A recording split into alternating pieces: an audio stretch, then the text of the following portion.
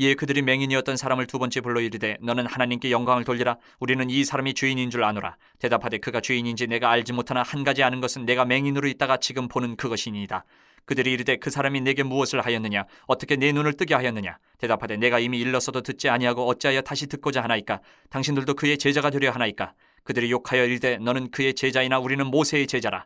하나님이 모세에게는 말씀하신 줄을 우리가 알거니와 이 사람은 어디서 왔는지 알지 못하노라. 그 사람이 대답하여 이르되 이상하다. 이 사람이 내 눈을 뜨게 하였을 때 당신들은 그가 어디서 왔는지 알지 못하는도다.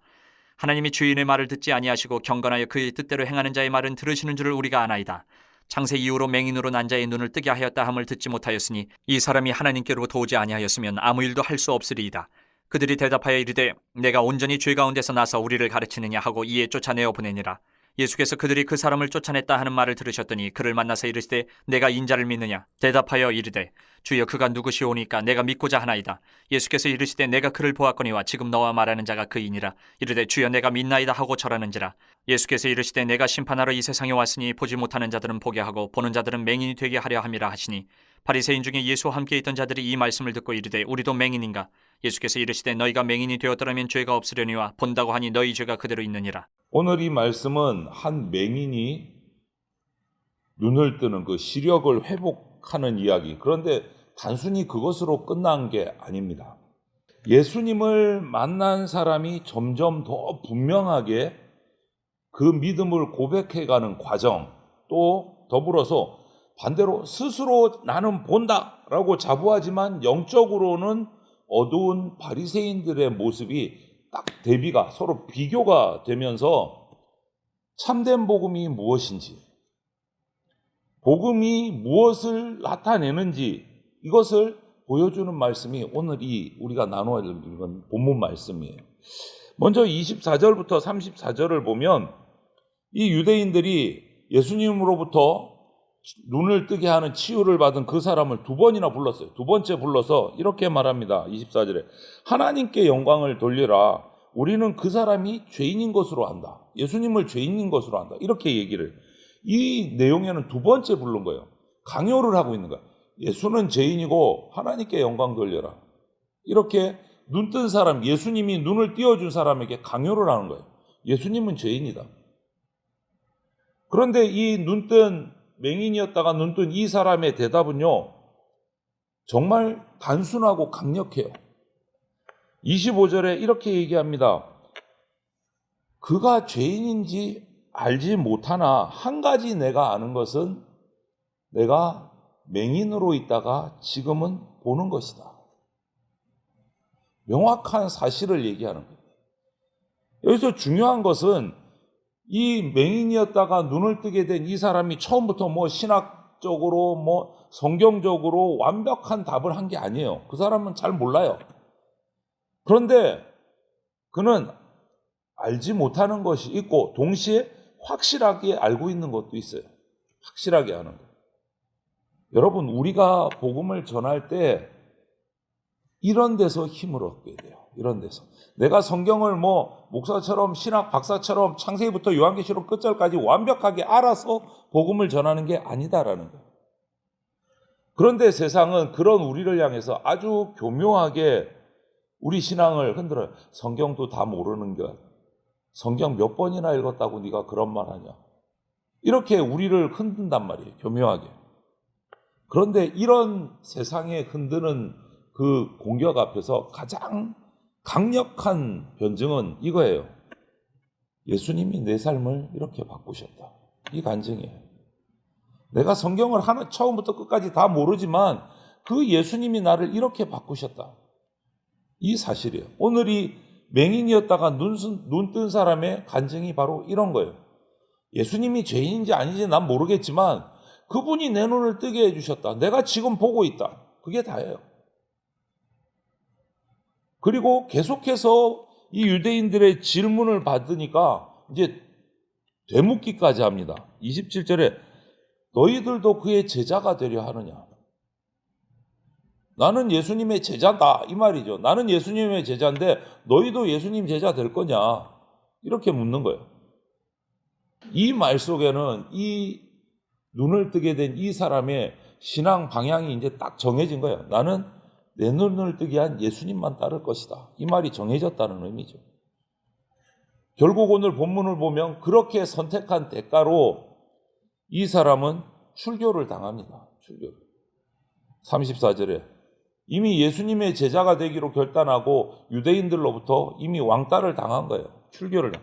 이 출교를 당했다는 말은요, 삶의 상황에서 정말 힘들어지는 거예요. 친구를 안 해줘요. 사회생활을 못할 정도가 돼요. 하지만 한번 예수님의 은혜를 맛본 사람은 그 입을 다물기가 어려워집니다. 나는 예수님으로부터 이런 은혜를 받았다. 이거 증거 안 하기가 힘들어요. 여러분, 이처럼 구원은 내 머릿속에서 맴도는 게 아니라 사람을 바꾸는 사건입니다. 사람을. 결국은 쫓겨났어요. 출교 당했습니다. 유대인들이, 그 정통 유대인들이 이 사람을 그냥 그림자 취급하는 거예요. 유령 취급을 하는 거예요. 그들의 율법에서 떠났기 때문에. 그런데 그 소식을 예수님이 들으셨습니다. 그리고 35절을 보면 그 사람에게 찾아와서 만나주셔요. 그를 만나자. 이렇게 만나주세요. 이 출교는 공동체, 유대인 공동체 안에서 정말 이제 같이 살기가 힘드는 거예요. 이웃 대접을 안 해주거든요. 그런데 그때 예수님이 찾아오신 거예요. 예수님은 예수님의 진리를 위해서 고난받고 핍박받는 자를 절대 외면하지 않으십니다. 반드시 기억하십니다. 그래서 35절에 그 사람을 찾아와서 물으십니다. 네가 인자를 믿느냐? 라고 물으십니다. 이 질문은 단순한 질문인 것 같지만 그런 것이 아니에요. 정말 그 사람의 영적인 눈을 확 뜨게 해주는 질문인 거예요. 하나님 나라로 초대하시는 거예요. 인자를 믿느냐? 예, 믿습니다 하면 구원받는 거거든요. 그러니까 그 질문에 이 사람이 대답합니다. 예수님이 어디로 갔는지를 모르고 있었거든요. 그런데 예수님이 다시 찾아오신 거예요. 주여, 누구시오니까? 그가 누굽니까? 내가 믿고자 합니다. 왜? 자기가 눈 감고 있을 때 치료해 주시고 실로암 못에 가서 씻으라. 그리고 예수님은 사라지셨어요. 한 번도 예수님 얼굴을 직접 본 적이 없는 거예요. 눈을 뜨기는 떴지만. 눈 뜨기 전에 예수님은 가셨어. 그런데 예수님이 나타나셔서 네가 그 사람을 믿느냐? 인자를 믿느냐? 그러니까 예, 누굽니까? 내가 믿을 겁니다. 그때 예수님이 37절에 뭐라고 합니까? 지금 너하고 말하는 내가 바로 그 사람이다. 그러자 그 사람이 바로 38절에 고백합니다. 주여, 내가 믿나이다 하고 절을 해요. 그 전에 유대인들이 처음 와서 물을 때 누구냐? 너를 눈뜨게 해준 사람이 누구냐? 그러니까 선지자로 알고 있다. 이렇게 말했던 그가 이제 예수님을 만나서 선지자가 아니고 뭐로 바뀌었어요? 주님으로 바뀌었어요. 그리고 엎드려 절을 합니다. 우리의 육체의 부족함을 채우는 데서 예수님은 멈추지 않으십니다. 우리가 예수님을 구주로 고백하고 예배하고 경배하는 자리까지 이끌어 가시는 것이 예수님의 말씀이에요.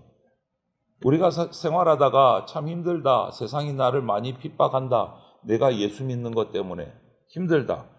그때 우리는 낙심하지 말 것은 예수님은 그런 우리의 모습을 보고 계신다. 때가 되면 우리를 만나주신다라는 것을 잊지 말아야 됩니다. 이 장면에서 복음의 가장 중요한 핵심은 이거예요. 예수님은 우리를 돕는 자가 아니고 구원해 주시는 주인이십니다. 단순하게 조금 도와주고 마는 분이 아니다라는 거예요. 우리가 예수님을 그냥 나 필요할 때 도와주는 분 정도로만 알면 우리의 믿음은 정말 어린아이 같은 믿음밖에 안 돼요. 예수님을 주님으로 만나면 내 삶의 중심이 완전히 180도 바뀌게 되는 거예요. 오늘 이 맹인, 눈뜬 맹인을 보십시오. 예수님을 만나지 못했을 때는 선지자 정도로만 알고 있다가 예수님을 직접 눈으로 보고 만난 다음에는 주님으로, 구주로 바뀌었어요. 삶의 스타일이 완전히 바뀐 거예요. 이렇게 그를 구원하시고 하나님 나라로 초대하신 다음에 예수님은 마지막에 39절부터 41절에서 명확하게 선언을 하십니다. 39절에 보면 그 주변에 있는 유대인들이 있어요. 그들에게도 함께 선언을 하시는 거예요. 이렇게 말씀하십니다. 내가 심판하러 이 세상에 왔으니 보지 못하는 자들은 보게 하고 보는 자들은 맹인이 되게 하려 함이라. 이런 말씀을 하셨어요. 이 말을 들은 그 바리새인들이 발끈합니다. 40절에. 그럼 우리 보고 맹인이라는 거야? 우리도 맹인이야? 이렇게 말해요. 자신들은 성경 박사예요. 성경을 잘 안다고 생각하는 사람이에요. 하나님을 잘 믿고 있다고 확신하고 우리보다 잘 믿는 사람 없다라고 교만할 정도로 생각한 사람들이에요. 근데 그들에게 맹인이라고 말한 거예요. 그러자 예수님은 더 날카롭게 말씀하세요. 41절에 바리새인들을 향해서 아예 직격탄을 날립니다. 너희가 맹인이 되었더라면 죄가 없으려니와 본다고 하니 너희 죄가 그대로 있다. 오히려 너희들이 맹인이었으면 죄 없다고 해줄 거예요. 근데 본다고 하는데도 똑바로 못 보니까 너희들은 죄 있다. 이렇게 말씀하시는 거예요. 여기서 예수님이 바리새인들을 찍어 누르는 거는 무지가 아니에요. 교만함을 지적하신 거예요. 교만함. 복음 앞에서 우리가 똑같습니다. 바리새인들과 복음 앞에서 우리가 가장 큰 장애물은 죄 때문만이 아니라 나는 이미 알아. 다 알아. 나는 교회 생활 오래 했어. 그래서 나는 누구보다 신앙생활 잘하고 있어. 문제 없어. 이런 영적 자만이 제일 무서운 거예요. 겸손한 자에게는 예수님은 구원자로 임하시지만 교만한 자에게 예수님은 심판자로 임하십니다. 그래서 세상 속담에도 그런 말이 있잖아요. 우리나라 속담에도 변은 익을수록 고개를 숙인다. 정리하면 이렇습니다. 구원은 보는 척하는 사람에게 주어지지 않아요. 잘 아는 척하는 사람에게 구원은 주어지지 않습니다. 나는 못 봅니다. 나는 알지 못합니다. 부족합니다. 인정하고 주님 앞에 저는 이렇게 부족한 사람이에요. 저를 좀 알려주시고 구원해 주세요. 겸손한 사람에게 구원은 주어집니다. 회개하는 것은 예수님을 보는 눈이 뜨여지기 시작하는 것이고 반대로 자기는 다 옳습니다. 나는 오래 생활했습니다.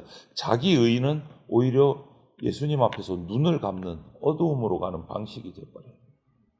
한번 생각해 보십시오. 나는 그러면 둘 중에 어느 편에 서 있는가? 오늘 본문에 딱 두 종류 사람을 말씀하고 계시는 겁니다. 한 가지는 알지만 다는 몰라. 한 가지는 알아. 예수님이 내 눈을 뜨게 해주셨어. 그러면서 그것만을 확실하게 출교를 당하면서도 증거하는, 그리고 예수님께 절하는 사람 한 부류. 그리고 나는 다 알아, 다 봐 라고 얘기하지만 끝내 자기 죄를 붙들고 어둠으로 빠져가는 사람들. 이 둘 중에 나는 어느 쪽에 서 있나 생각해 봐야 돼요. 하나님이 사랑하는 성도 여러분, 오늘 주님 앞에서 우리는 딱 세 가지만 붙들면 됩니다. 첫째, 아는 척하지 말고 정직하게 고백하자. 주님, 저는 못 봅니다. 제 눈을 열어서 보게 해주십시오. 이 고백이 필요해요. 두 번째는 주님이 나에게 해주신 일을 숨기지 말아야 됩니다. 나는 딴 거 다 모르는데 맹인이었는데 주님께서 내 눈을 보게 해주셨습니다. 그거는 확실하게 증거해야 돼요. 이 간증이 우리를 살리는 겁니다. 세 번째, 사람들에게 버림받았어요. 그 자리에서 낙심하지 맙시다. 예수님 믿는다고 핍박받고 어려움이 옵니다. 사실 크고 작은 어려움들이. 그런데 주님은 우리가 그때 찾아오십니다. 그렇기 때문에 낙심하면 안 된다. 오늘 하루도 주님께서는 주님의 진리를 따르는 자에게 찾아오시고 만나주십니다. 이 하루도 예수님 앞에 이 맹인이었다가 눈뜬 사람처럼 겸손하게 엎드려서 나아가는 저와 여러분들이 다 되시기를 주님의 이름으로 축원을 드립니다. 아멘.